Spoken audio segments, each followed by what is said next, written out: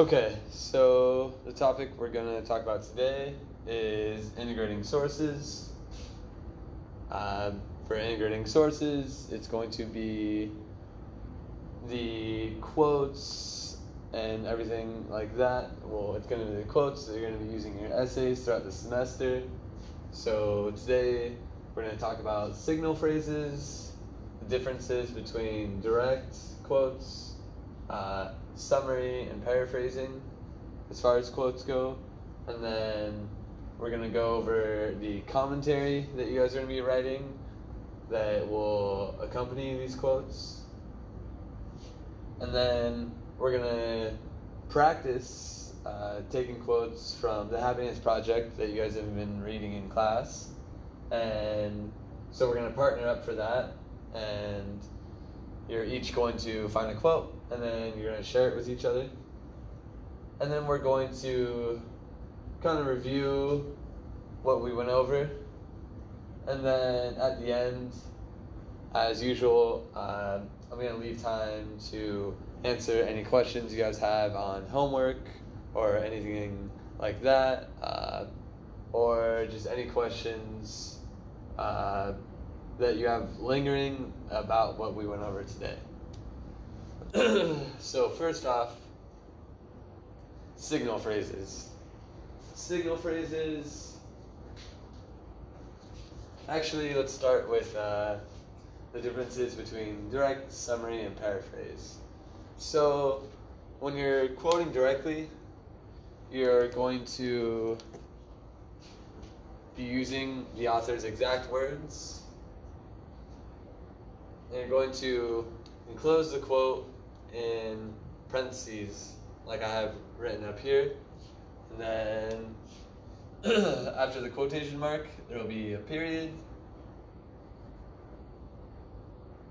Sorry, quotation marks, not parentheses. And then at the end, after the quotation marks and after the period, you're going to write in parentheses the page number, so it'll be P dot, and then the number of the page that you found the quote on. And so direct quotes are the author's exact words, no changes can be made to them whatsoever.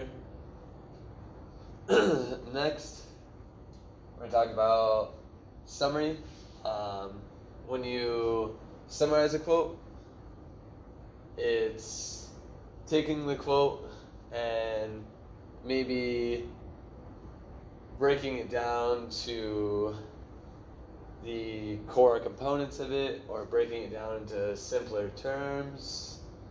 You're going to, as it says, summarize the quote. So you don't need the quotation marks for these. You're just going to use what we'll be going over in a second, which is the signal phrase. So according to Dr. blah blah, and then summarize what he says or what he writes, and then end it with a period. In some cases, your professor might like you to also cite the page for that.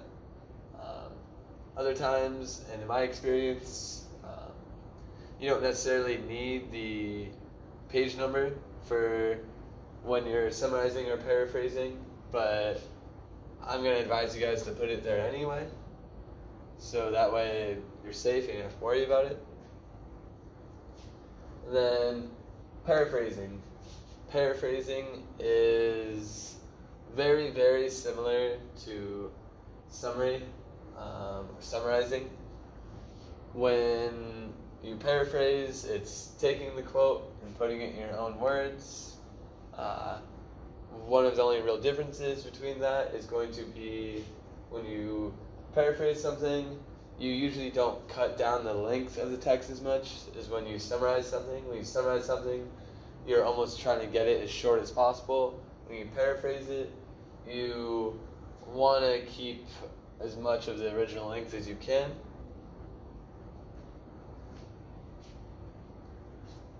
Okay? Well, is there any questions about that? Awesome. Next, we're going to go over commentary. Actually, sorry. Going out of order. My mistake. We're going to talk about signal phrases. So, for signal phrases, it's going to be things like, according to Dr. Brown in his article, and then title of the article, and then you'll use the direct quote, or you'll use your summary or your paraphrasing. And the signal phrases are meant to signal that you're going to be quoting from another source. So there's lots of signal phrases you can use. This worksheet that I've given you guys, it has examples. Some of them are better for different types of sources. So if the source seems something that's more analytical or informative to just inform the reader, then you can use things like the author comments, notes, reports, observes, responds. If the source is more so an argumentative, persuasive piece of writing, then maybe you want to use something like the author claims, declares, agrees, acknowledges, things of that sort. So signal phrases are really important. They are going to be how you're transitioning into your quote. So maybe your topic sentence, excuse me, my nose. Then you'll go into a signal phrase, and the signal phrase will most likely even just end in a comma, and then you'll go directly into your quote. Okay, so next we're going to talk about commentary. The commentary is what kind of completes the quote sandwich, which I have over here. The quote sandwich is essentially going to start with your signal phrase, and then it's going to move into the quote like we were talking about, and then into the commentary. So the commentary is going to be, in some ways, you might even summarize or paraphrase what was just stated in the quote. So it can get kind of confusing because, say, you're summarizing or paraphrasing for this middle section here, the quoting, and then you say, well, then what am I putting in the commentary? Well, the commentary is also going to be, besides an explanation of the quote, the commentary will also be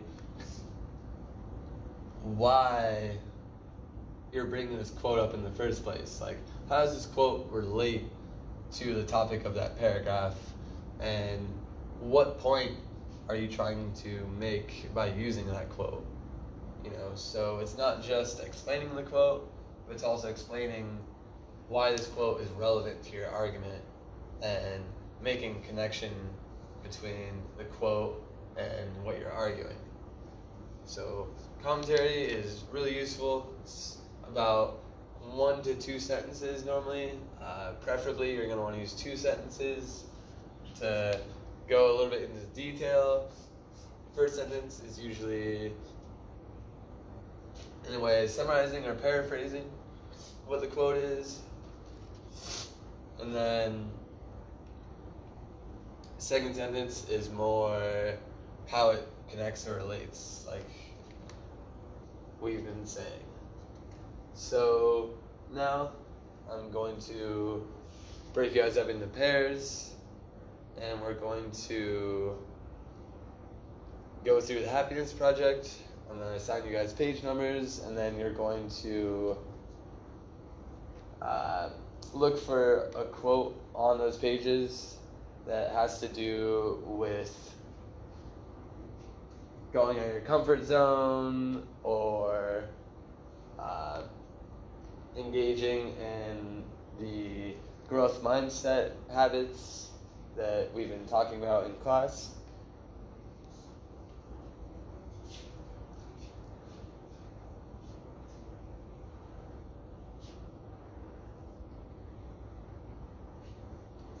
Okay, so now that you guys are done with that, we're going to review what we've just been through.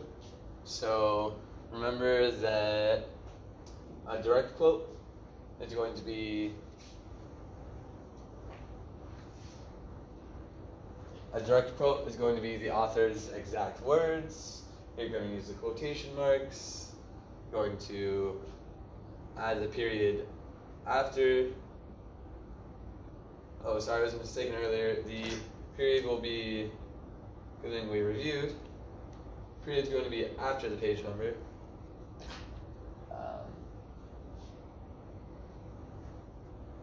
So then you're going to do the quotation marks, page number, and the period.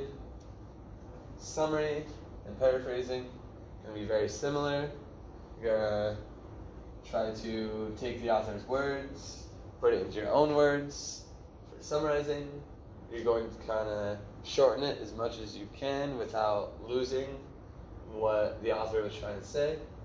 With paraphrasing, you try to maintain more of the length. Signal phrases, so things like according to, comments, accepts, argues, phrases like this that are going to help you transition from your topic sentence into the quote. Commentary, which is going to be you maybe putting the quote into your own words, as you would do in the summary or paraphrasing. And also, it's going to be telling the reader or showing the reader how this quote or this paraphrasing or summary connects to an argument in the paragraph, argument in the essay as a whole.